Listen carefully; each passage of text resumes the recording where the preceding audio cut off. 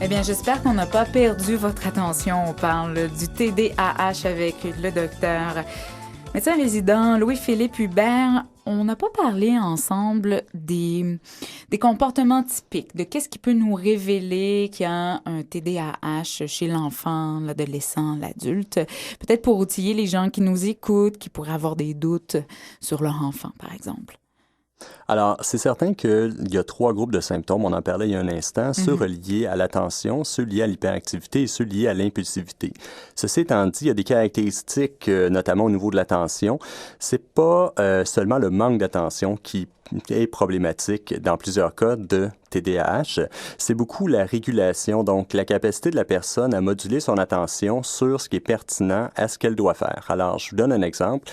Quelqu'un qui a un déficit d'attention va souvent être porté à porter une attention excessive à ce qui est très intéressant, très stimulant, et à l'autre opposé, aura beaucoup de difficultés à rester concentré d'une façon suffisante, d'une façon adéquate sur des tâches qui sont moins intéressantes, qui ne sont pas très stimulantes. Donc, les jeux vidéo, on est vraiment concentré, mais le devoir de maths, pas certain. Exactement. Et ça peut être un peu désemparant pour l'entourage parce qu'en fait, vous avez, justement, quand on parle de l'enfant, des enfants qui veulent passer 8 heures, 10 heures pratiquement d'affilée à jouer aux jeux vidéo et à être extrêmement concentrés sur cette activité très intéressante, très stimulante. Vous prenez le même enfant, vous l'installez devant un devoir de maths et au bout de 2 minutes, c'est terminé. L'enfant est très distrait, a beaucoup de distractions, beaucoup de difficultés à rester concentré. Alors, il y a vraiment cette notion-là, donc, de polarité. L'attention va suivre, je vous dirais, beaucoup trop l'intérêt. L'enfant aura de la difficulté à rester concentré sur quelque chose qui n'est pas très stimulant. Et d'ailleurs, cette caractéristique-là va persister chez l'adolescent et chez l'adulte qui a toujours un déficit de l'attention. Donc, est-ce que c'est facile à diagnostiquer par la suite? Est-ce que il y a beaucoup de diagnostics? Est-ce que parfois aussi, j'imagine, on peut se tromper? Je veux vraiment aborder avec vous la question du diagnostic. Alors, est-ce que c'est facile à faire? La réponse courte, c'est non. C'est-à-dire qu'on a quand même des lignes directrices, on a des grilles de symptômes qui permettent d'orienter, de suspecter le déficit de l'attention. Maintenant, il faut comprendre qu'il n'y a pas de test d'imagerie du cerveau, il n'y a pas de prise de sang qui permettent de confirmer un diagnostic de déficit de l'attention. Comme pour plusieurs autres troubles en santé mentale, c'est un entretien avec un professionnel de la santé compétent en déficit de l'attention. Okay. C'est cette entrevue semi-structurée où il y a des questions qui se posent pour détecter des symptômes, pour voir les antécédents familiaux, ce genre de choses qui permettent d'arriver au diagnostic de déficit de l'attention. Donc, par exemple, si l'enfant a un médecin de famille et que le parent peut avoir un doute, on va demander au médecin de famille une référence pour un spécialiste en TDAH pour vraiment être bien entouré. En fait, je vous dirais que c'est au cas par cas. Il y a des médecins de famille de plus en plus, heureusement, qui sont formés et compétents pour prendre en charge en première ligne des cas de déficit de l'attention qui ne sont pas complexes ou qui n'ont pas une présentation atypique ou qui ne demandent pas une prise en charge, notamment au niveau des médicaments qui dépensent je vous dirais, la compétence de première ligne. Donc, plusieurs médecins de famille compétents pourront prendre en charge le déficit d'attention, tant chez l'enfant que l'adolescent que l'adulte. Par contre, dans certains cas, effectivement, soit par manque de ressources, soit parce que la personne, l'enfant, l'adolescent, l'adulte présente un cas plus complexe, on peut référer à un spécialiste qui, à ce moment-là, va poser ou pas le diagnostic de TDAH. Est-ce qu'il existe des traitements efficaces pour le TDAH? Parce que tantôt, on parlait que ça se guérit pas. C'est là toute la vie. Il faut vivre avec, il faut l'accepter, mais ça se gère, si je comprends bien. Alors, c'est de la très bonne nouvelle, en fait. Donc, et c'est pourquoi le diagnostic est si important, c'est qu'il existe des traitements très efficaces pour le déficit de l'attention.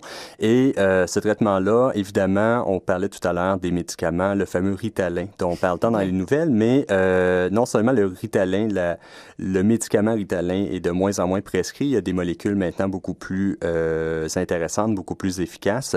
Mais en plus, le traitement dépasse beaucoup le côté médicamenteux. Il y a plusieurs adaptations, que ce soit en milieu de travail, en milieu scolaire, notamment, qui permettent finalement à la personne de vivre une vie pleine, saine, épanouie avec le TDAH. Mais si par exemple, Louis-Philippe Hubert, on a un diagnostic à 8 ans de TDAH, est-ce que ça veut dire que toute notre vie, jusqu'à 68 ans, on va avoir à prendre des médicaments? En fait, c'est pas automatique. C'est-à-dire que faut dire tout d'abord que les médicaments peuvent être une approche efficace s'ils sont bien tolérés et s'ils sont efficaces. Il y a quand même, je vous dirais, environ une personne sur 5, une personne sur 6, enfants, adolescents, adultes, qui ne tolèrent pas la médication ou pour lesquels la médication n'a pas de bénéfices thérapeutiques. Donc, elle fait pas la job, si vous voulez, qu'on attend d'elle. Ceci étant dit, ce sera jamais une pilule miracle. Il y a d'autres ajustements qui doivent se faire généralement pour avoir une prise en charge optimale du déficit de l'attention. On disait en début d'émission qu'il y a une évolution dans le temps des symptômes. C'est vrai que les enfants qui, à l'âge adulte, présentent autant de symptômes liés à leur déficit de l'attention peuvent continuer à prendre une médication. Il faut comprendre que la médication du déficit de l'attention agit généralement pour une durée inférieure à 24 heures. Donc, la médication agira seulement les journées où elle est prise. Si la personne arrête de la prendre, l'effet, le bénéfice s'évapore généralement. Donc, il n'y a pas je vous dirais, il n'y a pas de règle absolue. C'est vraiment au cas par cas, mais il y a des adultes qui prennent la médication effectivement toute leur vie car le bénéfice est présent pour toute la durée de leur vie. Est-ce qu'il y a des alternatives aux médicaments, c'est-à-dire d'autres sortes de traitements? En fait, des alternatives ou des compléments aux médicaments, tout à fait. Alors, on parlait entre autres tout à l'heure des ajustements, que ce soit en milieu scolaire, en milieu professionnel. Il y a définitivement des environnements qui seront mieux adaptés aux personnes qui ont un déficit de l'attention. Et souvent, le traitement, je vous dirais, suit deux polarités. C'est d'outiller la personne pour qu'elle s'adapte le mieux possible à son environnement et de l'autre côté, que l'environnement soit le mieux adapté à la personne. Et évidemment, tout dépendant de l'âge de la personne, du contexte dans lequel ça s'inscrit, il y a plusieurs choses qui peuvent se faire. Il faut savoir que le déficit de l'attention, c'est un des troubles de santé mentale le plus traitable qui soit. Donc, ça vaut vraiment la peine de faire les démarches et d'aller chercher les traitements adéquats. Mais en même temps, il faut continuer à lancer de l'information, notamment du côté des professionnels de l'éducation, parce que pour un enseignant maternel, première année, qui voit sur sa liste, à côté du nom TDAH, ça peut être extrêmement lourd. Est-ce que, notamment dans les écoles, il y a des ressources adéquates pour entourer le corps professoral? En fait, les ressources sont variables selon les milieux, mais il y a notamment des formations qui se donnent et de plus en plus pour le corps enseignant, notamment au primaire, secondaire et par la suite. Il y a des mesures particulières. Quand vous avez un enfant qui a un déficit de l'attention, il y a certains ajustements qui peuvent faire en sorte que la prise en charge soit plus optimale. Par exemple, s'assurer d'avoir un contact visuel avec l'enfant avant de lui poser une question. Éviter de sortir plusieurs consignes en même temps. Donc, garder les consignes une à une, très, très claires, très courtes. S'assurer que l'enfant a bien compris en le faisant, par exemple, répéter la consigne. Il y a plein de choses comme ça qui peuvent faire vraiment une différence chez l'enfant dans sa capacité à rencontrer les objectifs scolaires. Je pense aussi, pour avoir déjà travaillé avec des enfants, et il y a une anecdote bien claire qui me revient en tête, de l'inclure énormément dans le groupe parce que c'est parfois un type d'enfant, et bien sûr, je veux pas généraliser, qui sont marginalisés bien vite parce qu'ils dérangent, parce qu'ils sont pas à l'écoute, parce qu'ils sont souvent retirés. Et moi, ce que je faisais, c'est que je l'incluais. J'ai un enfant en tête bien clair. Je l'incluais dans les activités. Je lui faisais faire la même chose, mais différemment. Donc, lui, il avait le droit de courir dans la classe pendant que les autres faisaient telle autre chose. Et c'était accepté par le reste du groupe. J'avais réussi à amener ça comme un jeu. Et en même temps, l'enfant, ça le permettait de suivre l'activité, de suivre les consignes, mais à sa façon, il était accepté aussi par les autres enfants parce que j'avais donné le loisir. Je lui avais donné le loisir, le droit de faire, et ça se passait bien. Mais j'imagine que, quand on est enseignant avec plusieurs heures, avec le même groupe, oui, on croise les doigts pour que ces enseignants-là aient un encadrement de l'aide aussi pour bien comprendre le TDAH.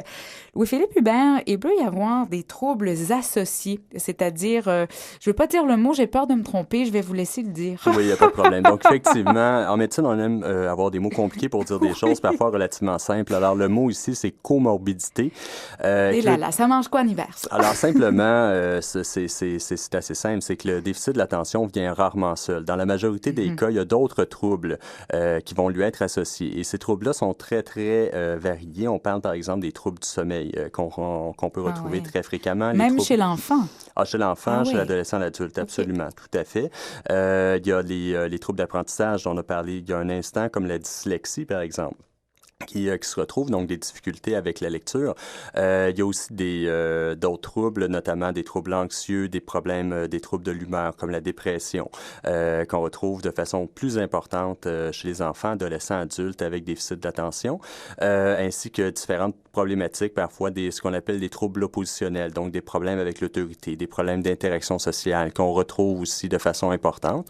Chez l'adulte et l'adolescent, on peut retrouver également des troubles reliés par exemple à l'abus de substances. Il faut comprendre une chose, c'est que la médication, on en parlait il y a un instant pour le déficit de l'attention, la majorité des médicaments sont des médicaments stimulants et cette médication-là, qu'on appelle des psychostimulants, diminue souvent les symptômes du déficit de l'attention. Maintenant, si on n'a pas de la médication, soit parce qu'on n'a pas le diagnostic ou parce que le traitement n'est pas donné, les gens avec déficit de l'attention vont souvent avoir tendance à aller vers certaines substances stimulantes qui justement permettent plus ou moins consciemment de gérer leurs symptômes. On peut penser par exemple au café, aux boissons énergisantes, ou à certaines substances comme le tabac, par exemple, pour parler d'une substance légale, mais aussi certaines substances illégales. Je pense à la cocaïne, par exemple, aux amphétamines, à certaines substances donc stimulantes. C'est certain que le fait de traiter le déficit de l'attention, que ce soit avec ou sans médication, peut réduire le risque justement d'abus de ces substances-là qui servent finalement à compenser les symptômes. Donc, je vous entends bien et ça sonne beaucoup de cloches à mes oreilles, donc j'imagine aux oreilles des auditeurs aussi. On parle du problème de l'automédication, quand justement on n'a pas mis le doigt par un spécialiste de la santé sur notre trouble et qu'on va un petit peu instinctivement, parce qu'on veut se faire du bien et qu'on ne sait pas, vers des substances, qu'elles soient illicites ou légales. Et ça, oui, j'imagine qu'on rencontre bien en tant que médecin ce problème. Donc, si le TDAH n'est pas diagnostiqué ou traité, bien, surtout traité à l'enfance et durant l'adolescence, ça va entraîner, bon, ce genre de comportement. Est-ce que ça peut entraîner d'autres soucis aussi à l'âge adulte? En fait, à l'âge adulte, le déficit d'attention peut avoir des impacts dans à peu près toutes les sphères de vie. Alors, qu'on pense au travail, qu'on pense à la formation collégiale ou universitaire, qu'on pense aux relations de couple, à la sexualité, à la conduite automobile, pour ne donner que quelques exemples, on sait, et c'est bien documenté maintenant, qu'il peut avoir des impacts importants. Maintenant, d'où l'idée du diagnostic, l'idée d'un traitement bien adapté à la personne. Il y a personne qui présente heureusement toutes les comorbidités, tous les troubles possibles associés au déficit de l'attention. Il faut vraiment axer le traitement sur la personne, sur les difficultés qu'elle rencontre pour adapter les choses à son environnement et permettre d'avoir, sur le plan psychologique, une bonne gestion des choses. Et puisque c'est héréditaire et qu'on peut le transmettre à nos enfants, ça peut être bien aussi de le savoir pour après mieux encadrer nos enfants s'ils ont à vivre avec ce trouble. Absolument. Merci beaucoup, Dr. Louis-Philippe Hubert. Ça a vraiment été un plaisir et je trouve qu'on a bien réussi à démystifier le TDAH. Ça a été un plaisir, Marianne. Merci à toi de m'avoir invité. Et puis en plus, vous pouvez continuer de vous informer sur le site qu'a créé Louis-Philippe Hubert. Donc, le site, et je le retrouve à l'instant, tdahquebec.com, extrêmement bien fait. Donc, demain, on parle d'alimentation, l'introduction des aliments chez votre bébé avec la nutritionniste Stéphanie Côté du côté d'Extenso. C'était Marianne Paquet au micro. Mathieu Tessier à la mise en onde. On n'a pas perdu son attention à lui. Merci d'avoir été là. Demain, bye bye.